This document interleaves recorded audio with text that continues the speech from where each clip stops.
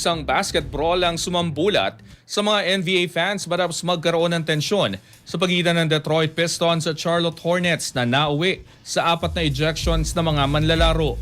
Ang ibang detalye alamin sa pag-abante ni Jonas Lavarias. Nagkaroon ng mainit na komprontasyon sa pagitan ng Detroit Pistons at Charlotte Hornets sa kalagitnaan ng third quarter ng kanilang laro nitong Martes, dahilan upang patawan ng ejections ang 4 na mga sangkot at maantala ang laro.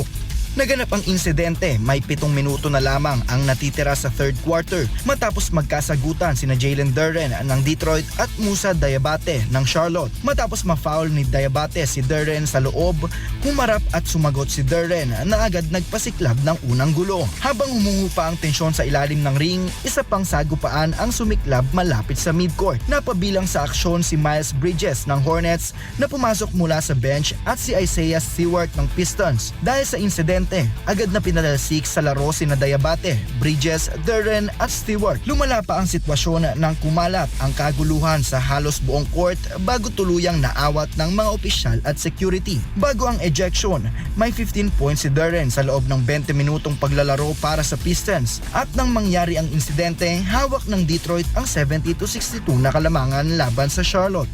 Ako, si Jonas Lavarias, Abante Sports, now na.